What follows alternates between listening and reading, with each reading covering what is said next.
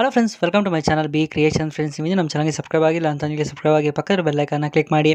ಶ್ರಾವಣಿ ಸುಬ್ರಹ್ಮಣ್ಯ ಧಾರಾವಾಹಿಯ ಮಂಗಳವಾರದ ಸಂಚಿಕೆಯಲ್ಲಿ ಮೊದಲಿಗೆ ಶ್ರಾವಣಿ ಸುಬ್ಬು, ಈ ನೇಲ್ ಪೇಂಟ್ ತುಂಬಾ ಚೆನ್ನಾಗಿದೆ, ಅಷ್ಟಕ್ಕೂ ಈ ಕಲರ್ ನನ್ನ ಹತ್ರ ಇರಲಿಲ್ಲ, ಇದನ್ನು ನಾಳೆ ಹಾಕ್ಕೊತೀನಿ ಅಂತ ಹೇಳ್ತಾರೆ. ಆಗ ಸುಬ್ಬು, ಮೇಡಮ್ ಇದನ್ನು ನಾಳೆ ಹಾಕ್ಕೊಳ್ಳಿ ಅಂತ ತಂದು ಕೊಟ್ಟಿದ್ದಲ್ಲ, ಇವತ್ತೇ ಹಾಕ್ಕೊಳ್ಳಿ ಅಂತ ಹೇಳ್ತಾರೆ. ಆಗ ಶ್ರಾವಣಿ, ಸರಿ ಸುಬ್ಬು ಇವತ್ತೇ ಹಾಕ್ಕೊತೀನಿ ಅಂತ ಹೇಳ್ತಾರೆ. ಆಗ ಸುಬ್ಬು, ಮೇಡಮ್ ನಾಳೆ ಕೆಲಸ ಇವತ್ತು ಮಾಡು, ಇವತ್ತಿನ ಕೆಲಸ ಈಗಲೇ ಮಾಡು ಅಂತ ದೊಡ್ಡೋರು ಹೇಳಿದ್ದಾರೆ, ಈಗಲೇ ಹಾಕ್ಕೊಳ್ಳಿ ಮೇಡಮ್ ಅಂತ ಹೇಳ್ತಾರೆ. ಆಗ ಶ್ರಾವಣಿ, ಏನು ಸುಬ್ಬು ತಲಾಟೆ ಮಾಡ್ತಿದ್ಯಾ, ಇವಾಗಲೇ ಹಾಕ್ಕೋಬೇಕಾ, ಸರಿ ಬಿಡು ಅಂತ ಹೇಳ್ತಾರೆ. ಆಗ ಸುಬ್ಬು, ಮೇಡಮ್ ನೀವು ಹಾಕ್ಕೊಳ್ಳೋದು ಬೇಡ, ನಾನೇ ಹಾಕ್ತೀನಿ ಬನ್ನಿ ಅಂತ ಹೇಳಿ ಶ್ರಾವಣಿಯವ್ರ ಉಗುರಿಗೆ ನೈಲ್ ಪಾಲಿಷ್ನ ಹಾಕ್ತಾರೆ. ಎಲ್ರಿಗೂ ತುಂಬಾ ಖುಷಿ ಆಗುತ್ತೆ. ಅಷ್ಟರಲ್ಲಿ ಜಾನಕಿ ಅವರು, ಬನ್ನಿ ಬನ್ನಿ ಬಿಸಿ ಬಿಸಿ ಜೋಳದ ರೊಟ್ಟಿ ಮತ್ತು ಎಣ್ಗಾಯಿ ಪಲ್ಯ ರೆಡಿ ಇದೆ, ಎಲ್ಲರೂ ಊಟ ಮಾಡಿ ಬನ್ನಿ ಅಂತ ಹೇಳ್ತಾರೆ. ಆಗ ಶ್ರಾವಣಿ, ಅಯ್ಯೋ ನಾನು ಈಗಷ್ಟೇ ನೈಲ್ ಪಾಲಿಷ್ ಹಾಕ್ಕೊಂಡಿದ್ದೀನಿ, ಇದಿನ್ನೂ ಹಾರೇ ಇಲ್ಲ, ನಾನು ಹೆಂಗೆ ತಿನ್ನೋಕ್ಕಾಗುತ್ತೆ ಅಂತ ಕೇಳ್ತಾರೆ. ಆಗ ವಿಶಾಲು, ಅಯ್ಯೋ ಶ್ರಾವಣಿ ಅಮ್ಮ ಯಾಕೆ ಇಷ್ಟೊಂದು ಚಿಂತೆ ಮಾಡ್ತಿದ್ದೀರಾ, ನಿಮ್ಮ ಉಗುರಿಗೆ ಬಣ್ಣ ಹಚ್ಚಿದ್ದು ಸುಬ್ಬುನೇ ಅಲ್ವಾ, ಅವನೇ ತಿನ್ನಿಸ್ತಾನೆ ಬಿಡಿ ಅಂತ ಹೇಳ್ತಾರೆ. ಆಗ ಸುಬ್ಬು, ಅಮ್ಮ ನಾನು ನಿನ್ನೆ ರಾತ್ರಿ ಕೂಡ ಸರಿಯಾಗಿ ಊಟ ಮಾಡಿಲ್ಲ, ಅದು ಅಲ್ಲದೆ ಈ ಜೋಳದ ರೊಟ್ಟಿ ಮತ್ತು ಎಣ್ಗಾಯಿ ಪಲ್ಯ ನೋಡ್ತೀರ ನನಗೆ ಹೊಟ್ಟೆ ಹಸಿವು ಜಾಸ್ತಿ ಆಗ್ತಿದೆ, ನಾನೇ ತಿಂತೀನ ಹೊರತು ಯಾರಿಗೂ ತಿನ್ಸಲ್ಲ ಅಮ್ಮ, ನನ್ನ ಕೈಲಾಗಲ್ಲ ಅಂತ ಹೇಳ್ತಾರೆ. ಆಗ ಪದ್ದು, ಅಯ್ಯೋ ಮಗನೇ ಯಾಕೋ ಅಷ್ಟೊಂದು ಚಿಂತೆ ಮಾಡ್ತಿದ್ಯಾ, ಹೇಗಿದ್ರು ಜಾನಕಿ ಅಮ್ಮವರೇ ಅಡುಗೆ ಮಾಡಿದ್ದಾರೆ ಅಂತಂದಮೇಲೆ ಅವರೇ ತಿನ್ನಿಸ್ತಾರೆ ಬಿಡು ಅಂತ ಹೇಳ್ತಾರೆ. ಜಾನಕಿಯವ್ರಿಗೂ ಖುಷಿಯಾಗುತ್ತೆ, ಶ್ರಾವಣಿಗೂ ಖುಷಿಯಾಗುತ್ತೆ.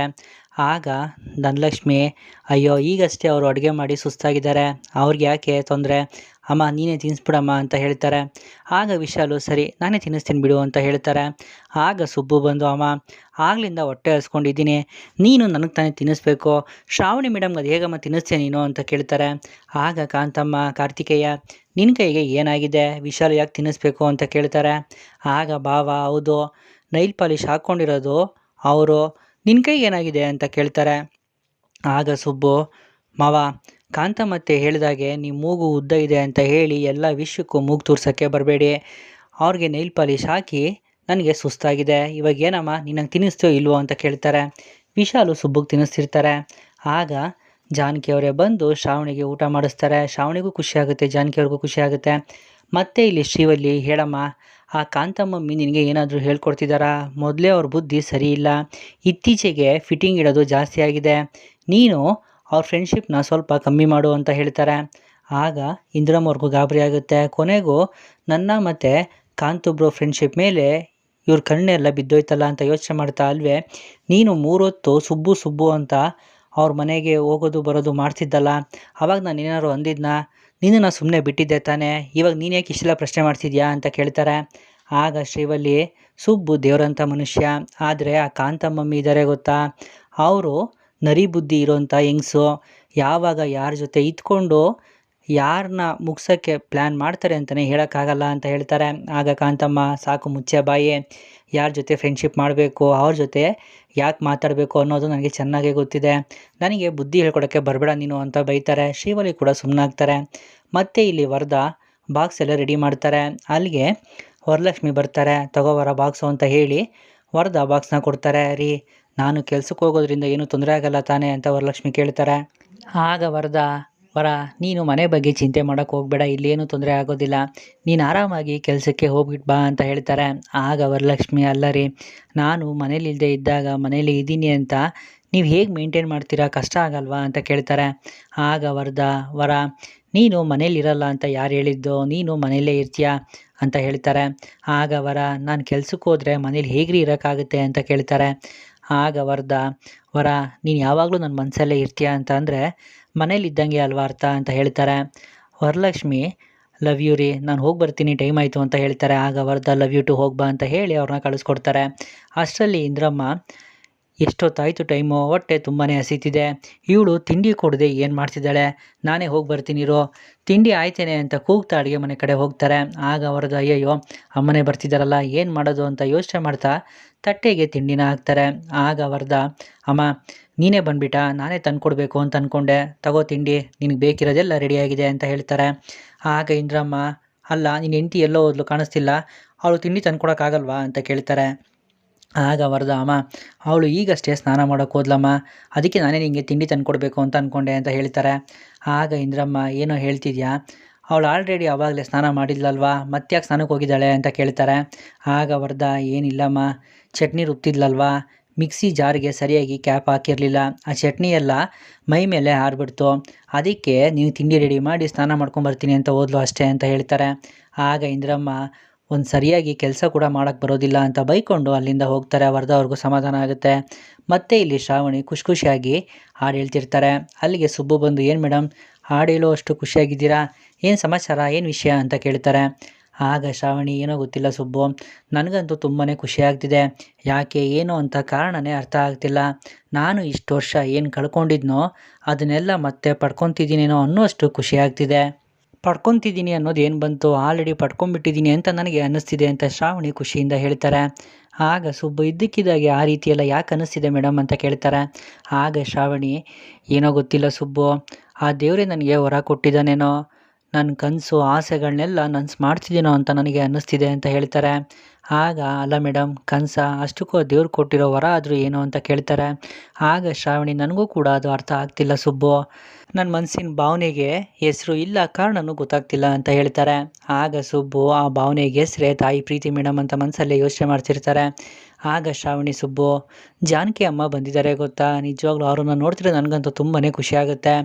ಅವರು ನನ್ನನ್ನು ಎಷ್ಟು ಮುದ್ದು ಮಾಡ್ತಾರೆ, ಎಷ್ಟು ಚೆನ್ನಾಗಿ ಮಾತಾಡಿಸ್ತಾರೆ, ನನಗೆ ಊಟ ಮಾಡಿಸ್ತಾರೆ, ತಲೆ ಬಾಚ್ತಾರೆ.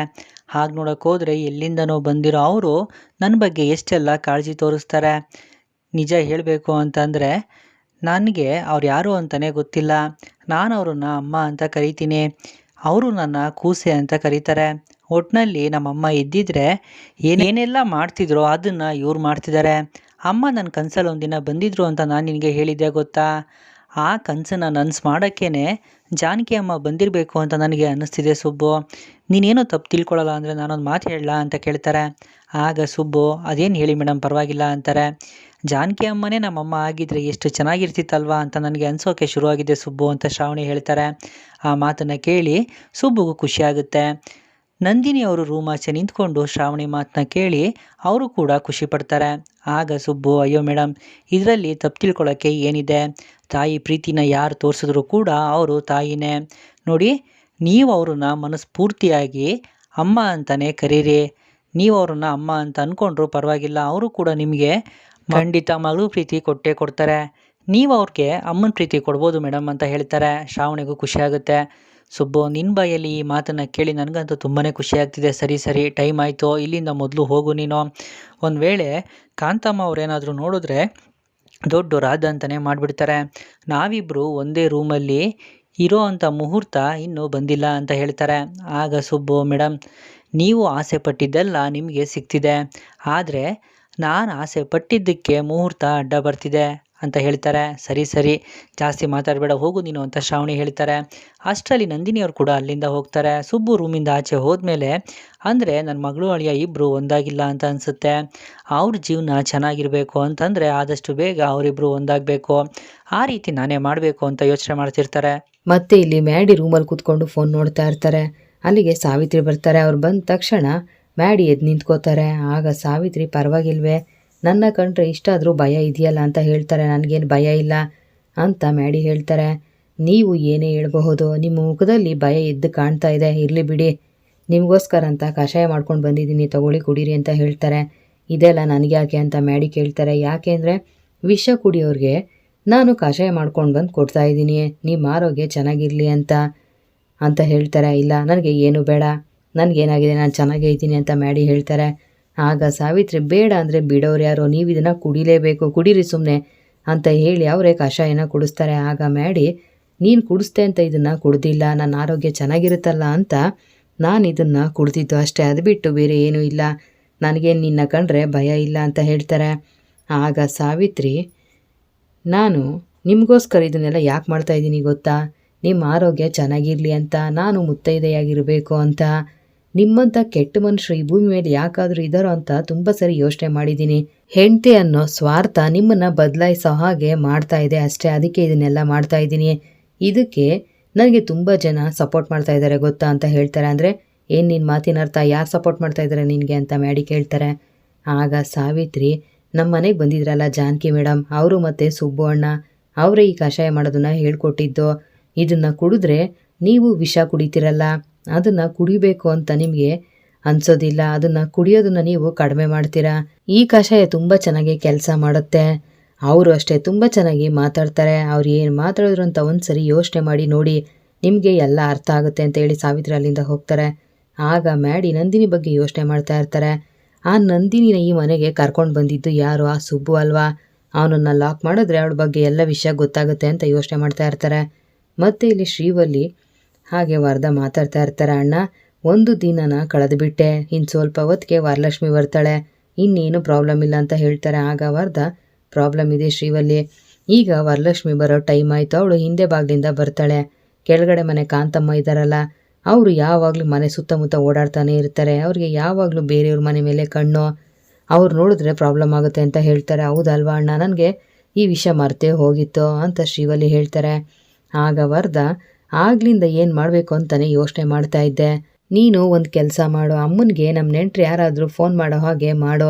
ಅಮ್ಮ ಫೋನಲ್ಲಿ ಮಾತಾಡ್ತಾ ಇದ್ದರೆ ಅವರು ಬೇರೆ ವಿಷಯಕ್ಕೆ ತಲೆ ಕೆಡಿಸ್ಕೊಳ್ಳೋದಿಲ್ಲ. ಮತ್ತು ನಾನು ಮಾರ್ಕೆಟ್ಗೆ ಹೋಗ್ತೀನಿ ಅಂತ ಹೇಳಿ ಹೊರಗಡೆ ಹೋಗ್ತೀನಿ, ಬರೋವಾಗ ನಾನು ವರಲಕ್ಷ್ಮಿನ ಕರ್ಕೊಂಡು ಮನೆ ಒಳಗಡೆ ಬರ್ತೀನಿ, ಆಗ ಎಲ್ಲ ಸರಿ ಹೋಗುತ್ತಲ್ಲ ಅಂತ ಹೇಳ್ತಾರೆ. ಆಗ ಶ್ರೀವಲ್ಲಿ, ಸೂಪರ್ ಅಣ್ಣ, ಒಳ್ಳೆ ಉಪಾಯನೇ ಮಾಡಿದ್ಯಾ, ಈಗಲೂ ಚಿಕ್ಕಮ್ಮನಿಗೆ ಫೋನ್ ಮಾಡ್ತೀನಿ ಇರು ಅಂತ ಹೇಳಿ ಅವ್ರು ಚಿಕ್ಕಮ್ಮನಿಗೆ ಫೋನ್ ಮಾಡ್ತಾರೆ. ಚಿಕ್ಕಮ್ಮ ಹೇಗಿದೆಯಾ?